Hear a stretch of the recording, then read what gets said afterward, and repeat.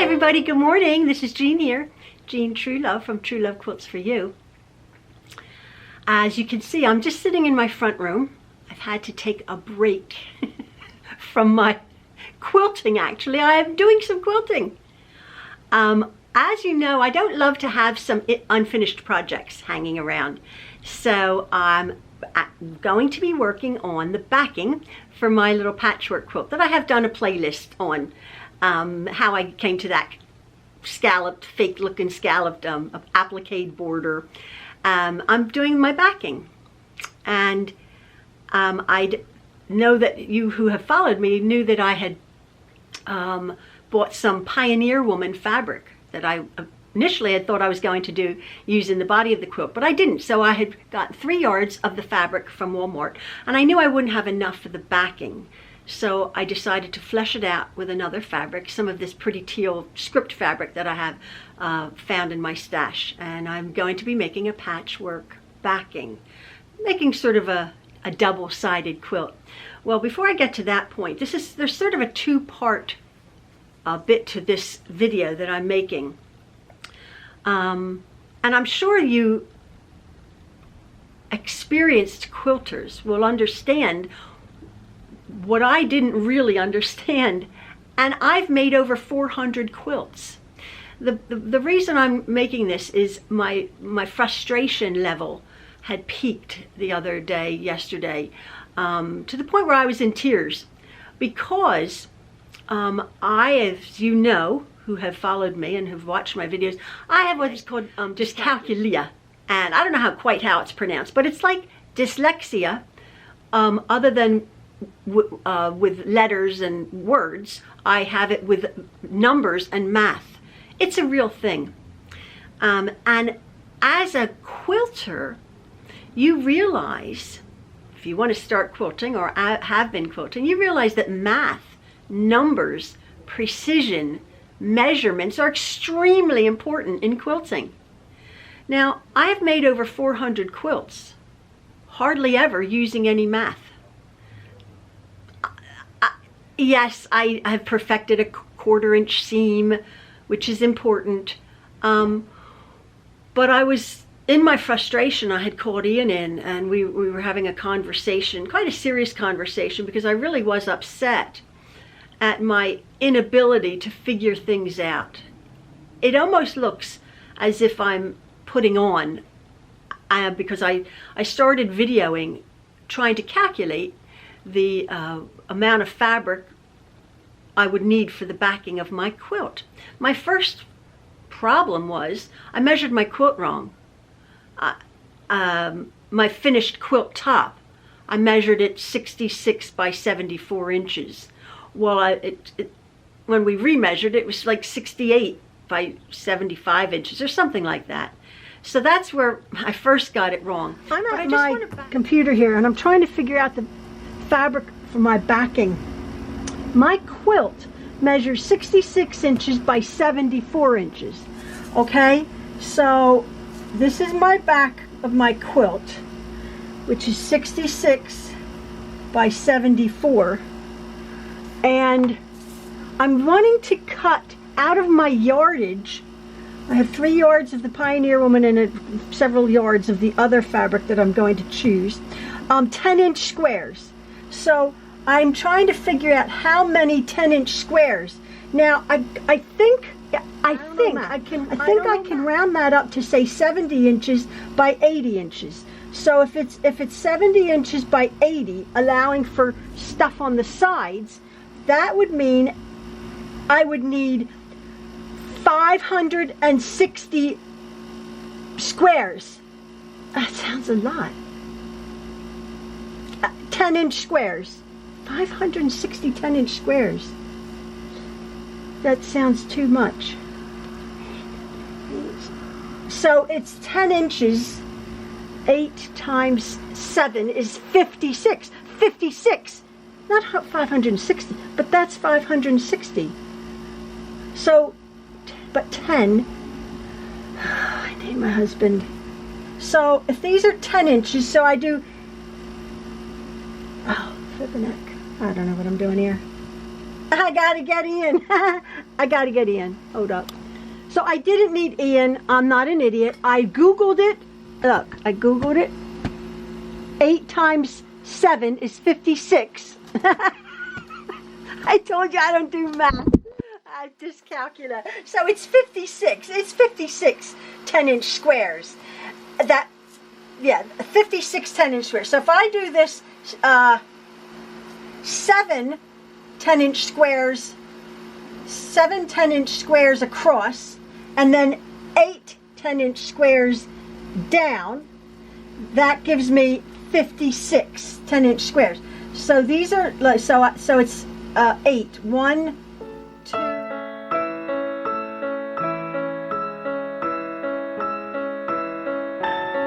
don't know if you can see that.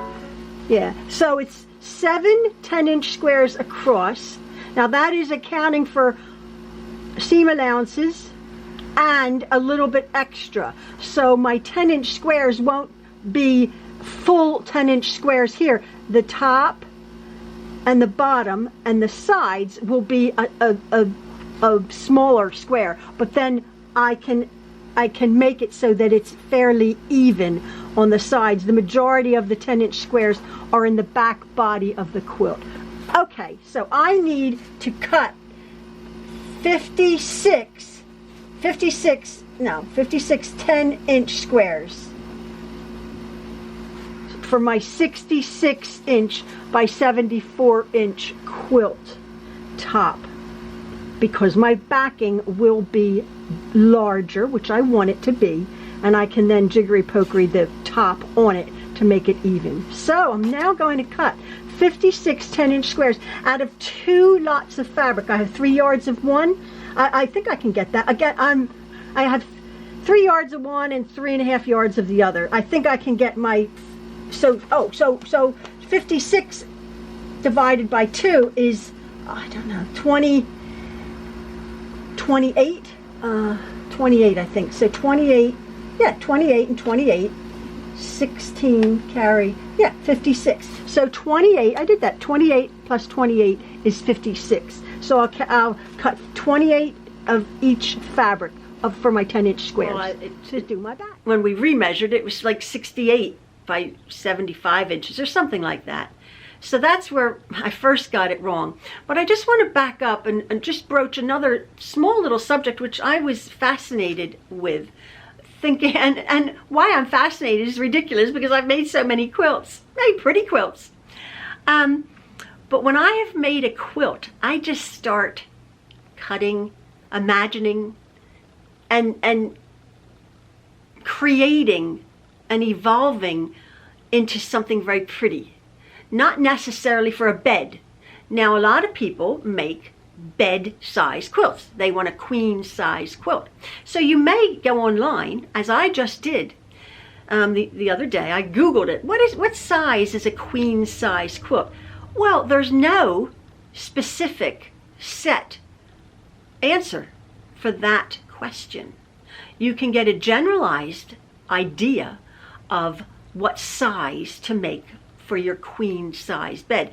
Tons of mitigating factors that come into the mix, i.e., do you have a larger mattress?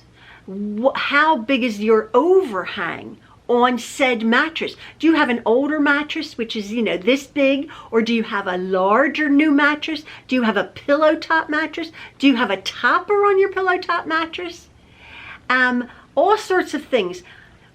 Also, I found out that there are, in the United States of America here, there is a standard for a manufacturer's mattress size. Mattress.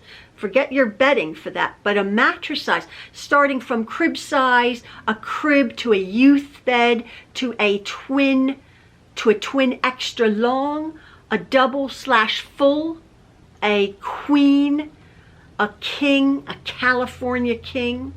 So for instance, a queen size mattress, just the mattress top, is 60 by 80 in this country. That is a standard. Your bedding, your quilts will vary greatly if you made a 60 by 80 inch quilt, it will fit on the top of your bed. You would need how much? 8 inches overhang on each side, 10 inches on top and bottom for a pillow top, maybe 12 to 14 inches for a big pillow top mattress. So you're adding a lot of fabric and a lot of measurements to your quilt that you want to make. Now again, maybe I'm preaching to the choir here. You quilters obviously know that. And I sort of knew it, but because I don't ever make quilts for a specific bed, I make quilts. There's quilts all over here. I'm looking at 1, 2, 3, 4, 5 quilts in this room, in this few square feet here, that people just grab if you're reading a book or if you're sitting here, if you're watching television. I just make a quilt. I do have quilts on beds, absolutely. Do they fit necessarily? No. If you remember, I made what I thought was a king-size quilt for my master bedroom, my lovely vintage tablecloth squares quilt. Didn't fit. It would have needed to have been, well, I had used all my squares, like what was, 250 squares or something. I would have needed maybe 300 or 400 squares to make it overhang my large pillow-topped, large king-size bed. So as it is, it's just on the bottom. I do use it when I, throw it up, but it doesn't fit over my bed. There's other factors that, if you're making a quilt, that come into play. Has the fabric been pre-washed? Has the batting been pre-washed? Even so, when you put a quilt in a washing machine, at the end of the day, it will shrink up slightly. We're using 100% cotton here. Another factor is the amount of stitching that your actual quilting measurement apart. If you're quilting, I've addressed this before, if you're quilting a quilt 1/2 inch apart, then it's going to shrink the size of your quilt, as opposed to quilting a quilt, say 3 to 4 inches apart, making it lighter and fluffier and warmer actually, because of the air insulating it. Then it won't shrink your quilt as much. So that's another factor in determining the size. If you people who are making a quilt for a bed need to think about. And again, as I said, I'm preaching to the choir. I'm sure you guys know this. And I sort of did, but because I am more of an artist and I love to create, the measurements, precise measurements, have never really factored in to my quilting. Yes, I've done, as I said, I have done a 1/4 inch seam. I'm very aware of a 1/4 inch seam. I'm very aware of cutting precisely. Yes, Maxwell, you want to come say hello? This is something else. Oh, excuse me. I just have to tend to Maxwell just for a second. Okay, I'm back. Maxwell just had a question. So where was I? Maxwell, you messed up my train of thought. And it's real important because I was so upset. I was crying. Silly me. How many times have I said, when quilting or when you've been in the sewing room too long and it ceases to be fun, what should you do? Step away from the machine? I didn't. I kept on, getting more and more frustrated at trying to figure out the silly backing of my fabric. Now, I have made a pieced backing before, and you can make a pieced backing out of necessity because you don't have enough fabric. You don't have 6 or 7 or 8 yards. You only have 2 yards of one and 2.5 yards of the other and 3 yards. Well, you can make a pieced backing. Awesome. You don't have to stress about ordering 8 yards of fabric or whatever it would be for your queen size, whatever size quilt you're making. One whole lot of backing. You can make a pieced backing, which I've done before. I think what I did when I lived at the previous home, I had made a quilt and I did large squares. I believe they were 18-inch squares, maybe even 20-inch squares out of my 3, I think I had 3 different fabrics for a large quilt that I had made.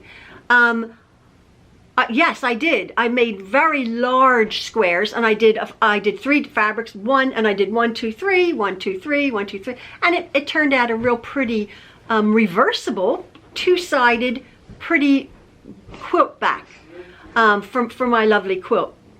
That's one way to get around. If you don't have enough yardage, just pull from your stash some coordinating fabric that coordinates with the front of your quilt. I was trying to do that same concept with this quilt that I have made, my quilt top. First of all, I got the measurements wrong. And then I thought I was going to be fairly clever and make 10-inch squares. Cut my fabric with 10-inch squares as opposed to larger. Maybe that was my downfall right there, because I had to figure out how many 10-inch squares to cut out for my 66 by 74 inch quilt, which I got it wrong.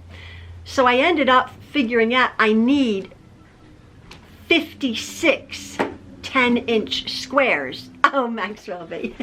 Where's the vacuum? Am I going crazy? The vacuum is in it's in the utility room. No, it's not. Maxwell, I just put it there. You did? Oh, excuse me. Yes, I did. He's cleaning his room. Good boy, Maxwell. Malia's helping you? Oh. Our daughter's helping Maxwell. It's hiding in plain sight. Oh, it's hiding. Our daughter's helping Maxwell Mom? via the phone. She's cleaning her house, about half-hour drive away, and Maxwell's cleaning his room.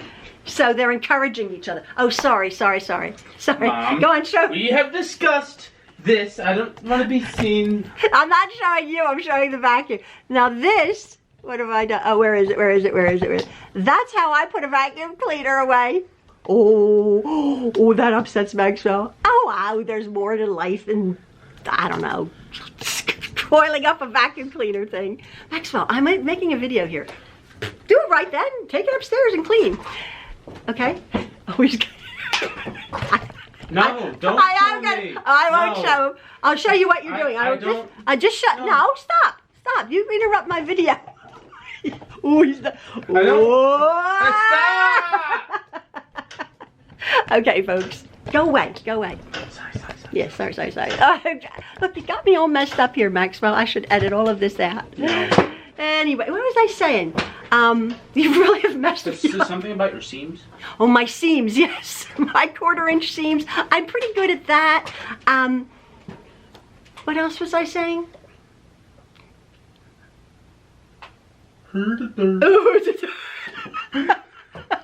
I'm having a few bad days here. I was crying and my husband came in and he said, stop letting the math and the calculations stifle your creativity. That's all. So I'm going to ask Ian. We had a conversation out on the porch last night. And I really was bummed. Quite serious. And that's not what quilting is all about. That you shouldn't get frustrated.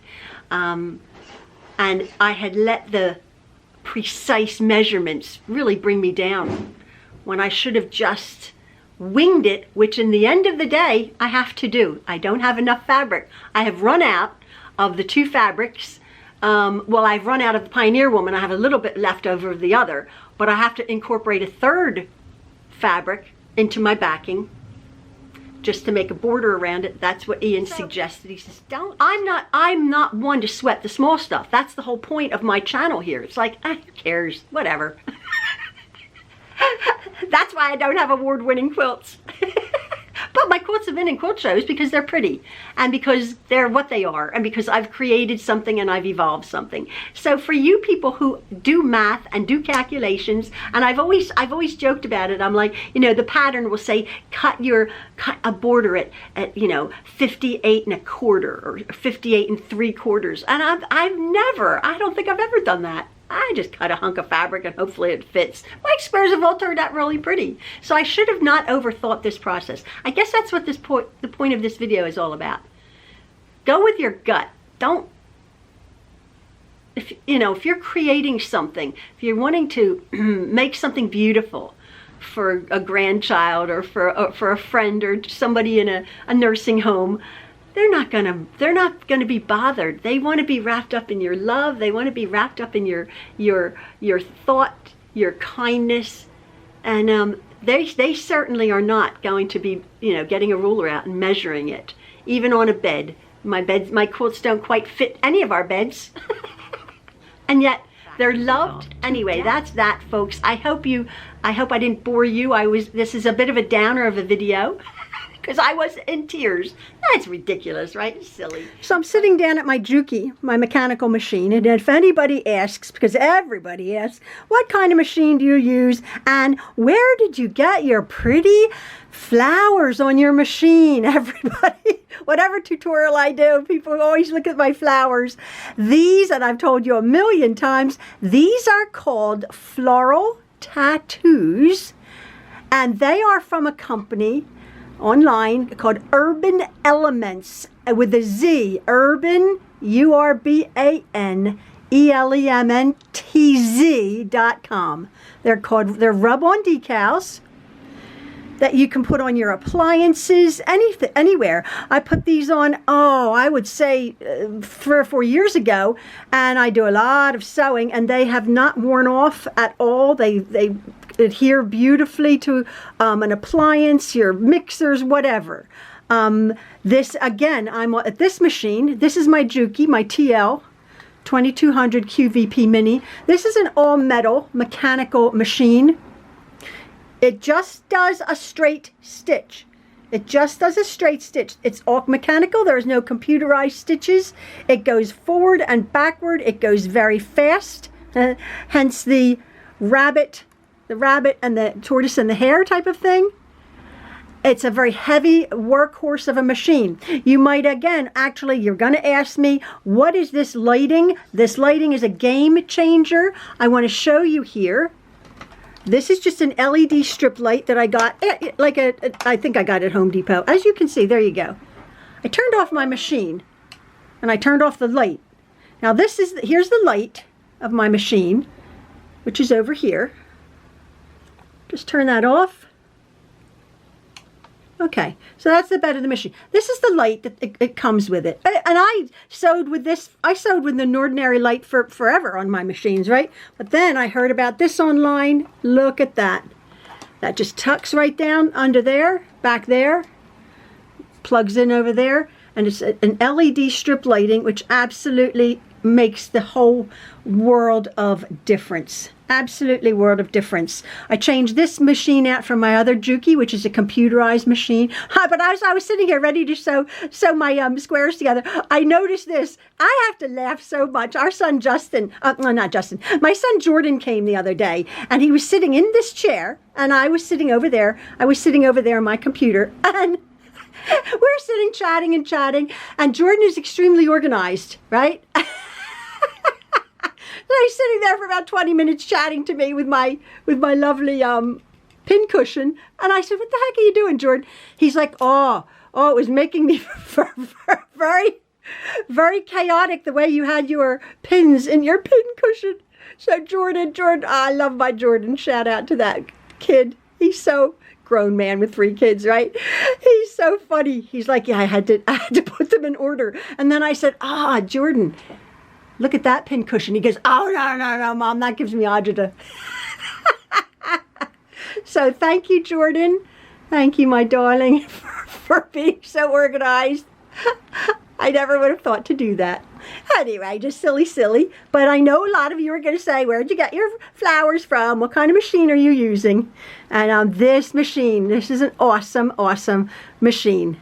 In this country, I'm in America, this cost about $1,000 several years ago, and I believe they are around $1,000. I do believe the Brother 1500 is comparable machine. I don't know if it comes with the extension tray. I do know the Jukis come with the extension trays. A lot of the other machines, the extension trays are an add-on accessory. This is an awesome extension tray, whatever you call it, platform here, that came with the machine. And it also came with my other Juki. Jukis, I know, they come with it. A lot of these are aftermarket accessories, or you have to pay extra for them. But again, lovely machine this, my Juki. And now I'm getting ready. Can you tell I'm putting off sewing these squares together? I'm hot. I'm gonna go have a cup of tea.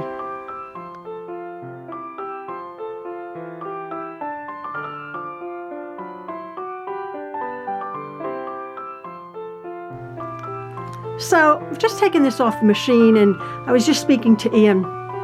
He was busy, so he can't come in right now. But I'm just going to finish this up. My quilt top measured 68 inches by 76 inches when I remeasured it. And my quilt backing is almost the same exact size. I thought, as I was saying in the beginning, making a big song and dance about it, that my 7 blocks across and my 8 rows down of my quilt backing, which is so pretty, would be bigger than my quilt top, because as you know, you need extra width and extra length on your quilt backing. It's almost the exact same size, actually, within like an inch or two. So that's not going to do. So as Ian was saying, I would have needed to make my backing with this method, 10-inch squares. I would have needed for this quilt 66 by 70 or 68 by 76. I would have needed 8 blocks across and 9 rows down. That would have given me about 5 inches all the way around. As it is, Ian had a good suggestion to actually, on the edges, put a border on the back of my quilt. Put a border there. But since they're almost the same size, there's only about a 2-inch difference.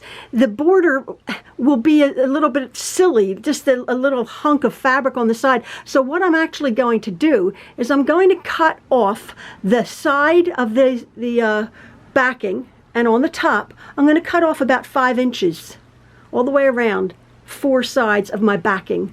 I'm wasting a little bit of fabric, but that's okay. I'm going to cut off about 5 inches, make it nice and square, and then I'm going to add on yet another fabric about maybe 7 inches or so to make sure, or 7 or 8 inches, to make sure I really have enough backing all the way around my quilt. And again, this video has been sort of a 2-part, how I messed up, but that's okay. We've come to a nice conclusion. And then also to be real careful and do your homework if you are going to be making a quilt for an actual bed. So many factors to take into consideration. Anyway, I do hope you've enjoyed this video, and thanks so much for bearing with me as I make a big song and dance about it. I really appreciate you following along, folks. I hope you're having a lovely day. Thanks a lot. Love from the Trueloves. Bye.